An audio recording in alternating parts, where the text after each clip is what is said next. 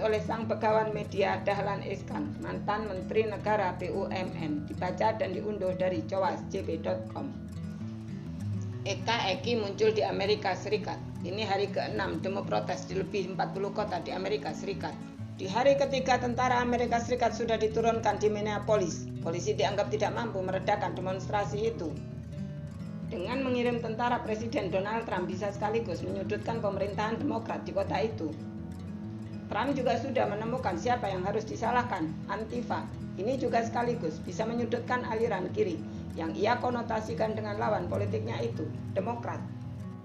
Antifa singkatan antifasis, awalnya lahir di Italia sebelum Perang Dunia Kedua. Gerakan itu sebagai reaksi terhadap lahirnya fasisme dengan tokoh utama Mussolini. Antifa merambat ke Jerman sebagai reaksi atas munculnya Adolf Hitler. Belakangan meloncat ke Amerika sebagai respon atas gerakan supremasi kulit putih seperti Ku Klux Klan. Dilarangnya KKK membuat Antifa seperti tidak relevan, tapi ideologi KKK tidak mati. Secara sporadis masih muncul di sana-sini tanpa membawa bendera KKK. Pun di dalam hati sebagian orang masih terus tersimpan rasa keunggulan ras itu. Antifa juga tidak benar-benar mati. Semendiang KKK, Antifa seperti lebih fokus ke anti-rasis daripada antifasis. Rasanya Antifa menguat lagi 3 tahun terakhir. Seperti juga KKK, Antifa tidak percaya jalan perjuangan konstitusi, mau mereka langsung aksi lewat kekerasan. Begitulah Eka dan Eki berinteraksi secara tersamar di Amerika. Ekstrem kanan mendapat perlawanan dari Eki atau sebaliknya. Dan Trump kelihatannya akan memukul habis Eki, sekalian mengharapkan efek karambolnya tersudutnya Demokrat. Capres Demokrat Bernie Sanders dianggap sangat kiri, meski tidak sampai ekstrem kiri. Tidak tanggung-tanggung, Trump akan mengeluarkan dekret baru lagi. Antifa akan dinyatakan sebagai kelompok teroris. Menurut Trump, Antifa lah yang berada di balik demo di berbagai kota di Amerika Serikat itu, yang sudah berkembang ke pengerusakan dan penjaraan itu. Kata Trump, demo itu sudah tidak ada hubungannya lagi dengan tuntutan keadilan atas tewasnya George Floyd. Trump menyebut polisi yang menyebabkan Floyd tewas sudah dipecat, juga sudah ditangkap, pun sudah dikenakan tuduhan pembunuhan. Trump tidak menyebut leletnya penangkapan polisi kulit putih itu. Dengan menuduh Antifa sebagai teroris, maka Trump bisa punya legitimasi untuk mengerahkan tentara. Bahkan sebelum itu pun tentara sudah diterjunkan ke Minneapolis. Sekaligus untuk menjatuhkan mata lain dari pedangnya, menyudutkan wali kota Minneapolis yang dari Partai Demokrat. Wali kota Minneapolis memang tidak bisa ngamuk-ngamuk, apalagi sambil menangis-nangis. Masyarakat kulit hitamnya luar biasa besar. Ia juga tidak punya tentara. Ia harus menghadapi demo yang sulit diredam. Di Hong Kong, demo seperti itu sudah berlangsung 1 tahun, sampai ekonomi Hong Kong nyaris ambyar. Tiongkok tidak berani menurunkan tentara, seperti takut dikecam Amerika. Tiongkok seperti tidak menyangka, kelak di bulan Mei 2020, Amerika pun harus menurunkan tentara untuk mengatasi demo yang baru 3 hari. Kini Tiongkok sudah punya undang-undang baru yang memungkinkan tentara diturunkan di Hong Kong. Kita ingin tahu apakah Amerika Serikat masih akan mempersoalkan kalau demo di Hong Kong dihadapi oleh tentara. Memang polisi kulit putih itu, Derek Chauvin, akhirnya ditahan dengan tuduhan pembunuhan dan pembantaian. Agak terlambat penanganan ini. Protes besar terlanjur marah di kota itu, yang diikuti di setidaknya 40 kota besar di seluruh Amerika. Perkembangan ini tergolong baru, sampai jam malam diberlakukan di banyak kota. Dan yang menarik, tidak semua pendemo itu kulit hitam, banyak juga yang kulit putih. Lihatlah foto massa yang memblokade jalan besar di Minneapolis itu, yang akan dilindas truk tangki itu, yang dimuat media Amerika, yang diambil dari retur itu, banyak sekali yang kulit putih.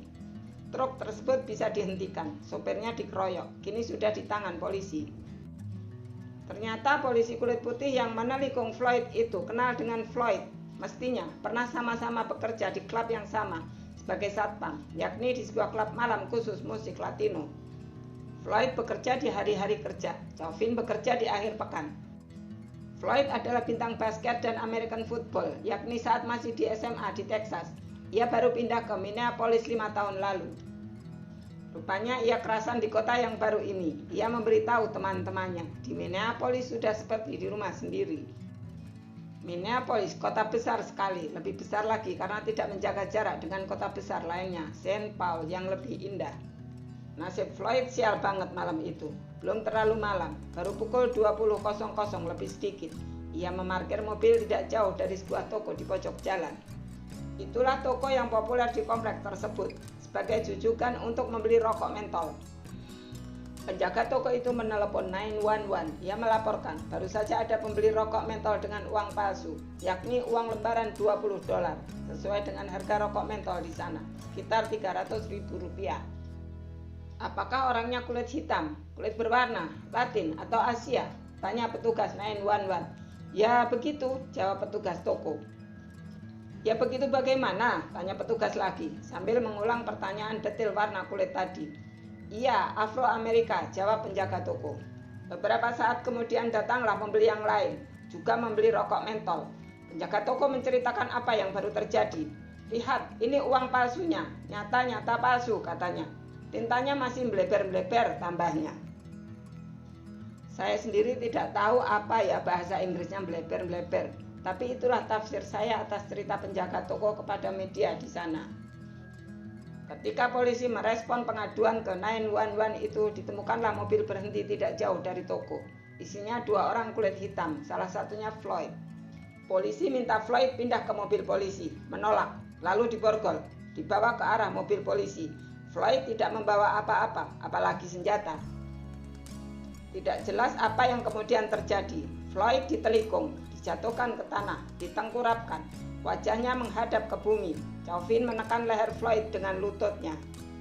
Floyd berteriak-teriak, "Tidak bisa bernafas, tidak bisa bernafas." Floyd mengiba. Lalu memanggil nama ibunya yang jauh di Texas, 3 jam penerbangan dari Minneapolis. Teman Chauvin meminta agar posisi Floyd dibalik, agar bisa bernafas. Kalau ia bisa berteriak, berarti bisa bernafas, jawab Chauvin. Teman Floyd memvideo adegan itu, tersebar luas, viral. Dihitunglah berapa lama lutut Chauvin menekan leher Floyd. 8 menit lebih. Floyd tidak berteriak lagi. Diam. Chauvin minta temannya mengecek detak nadi Floyd. Tidak ada lagi, jawab temannya. Barulah Floyd dilepaskan. Lunglai, dibawa ke rumah sakit terdekat. Sudah meninggal. Chauvin dan temannya hanya dibebas tugaskan. Masyarakat pun demo, membawa berbagai poster. Banyak yang bunyinya, tidak bisa bernafas. Di hari ketiga setelah demo menjadi rusuh, barulah Chauvin ditahan dengan tuduhan tadi. Kini ganti Trump menuduh Antifa teroris. Mungkin bisa ganti Antifa yang akan menuduh Trump rasis kalau sempat. Terima kasih sudah mendengarkan Diswe hari ini. Semoga bermanfaat dan menginspirasi. Jangan lupa subscribe, klik lonceng, komen, like, dan share. Sampai jumpa di Diswe berikutnya. Ingin bertanya kepada Sang Begawan, link ada di deskripsi.